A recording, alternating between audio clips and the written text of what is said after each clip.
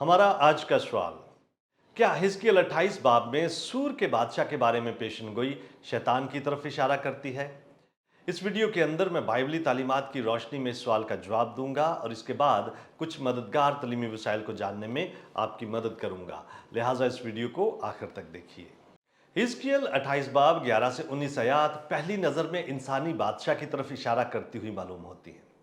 Bible में सूर शहर के खिलाफ सख्त तरीन सजाओं के ताल्लुक से कई एक पेशन गोइयां की जाती हैं। सूर शहर अपने पड़ोसी मुल्कों का इस्तेसाल करके अपनी दौलत को बढ़ाने के लिए मशहूर था। कदीम मुसन्नफीन ने सूर का जिक्र एक ऐसे शहर के तौर पर किया था जो बेईमान ताजरों से भरा हुआ था। सूर मजहबी लिहाज से बुत परस्ती और जिनसी बेहयाई का एक मरकज था।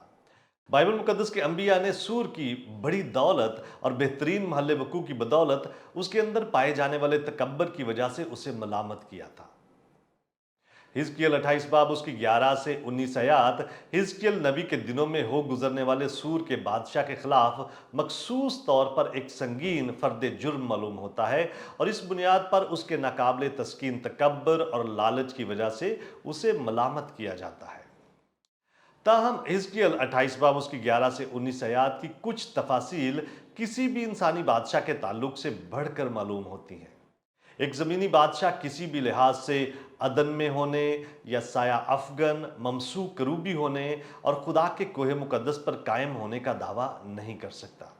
लिहाजा बाइबल के ज़्यादातर मुफस्सरीन का ख्याल है कि हिजकिय्याह 28 बाब उसकी 11 से 19 आयात दोहरी नबूवत की हामिल हैं, जो सूर के बादशाह के तकब्बर का शैतान के तकब्बर के साथ मुवाजना करती हैं। शैतान और सूर के बादशाह के दरमियान ताल्लुक को मजबूत और काबिल कबूल बनाने के लिए कुछ लोग ये तजवीज़ करते हैं कि सूर का बादशाह दर हकीकत शैतान के कब्जा में था।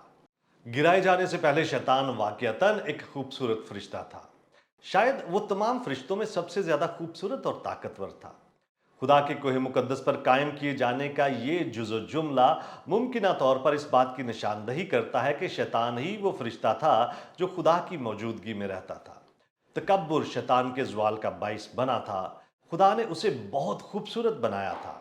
इस बात का जलाल खुदा को देने की बजाय शैतान ने यह सोचते हुए अपने आप पर गुरूर करना शुरू कर दिया था कि इस आला मकाम के लिए वो खुद ही जिम्मेदार था। सरकशी के नतीजे में खुदा ने शैतान को अपनी हजूरी से खारिज कर दिया और इसी सरकशी के बायस बिलाखिर खुदा शैतान को हमेशा के लिए आग की झील में डाल देगा। शैतान की तरह सूर का बादशाह भी मुतकब्बर था।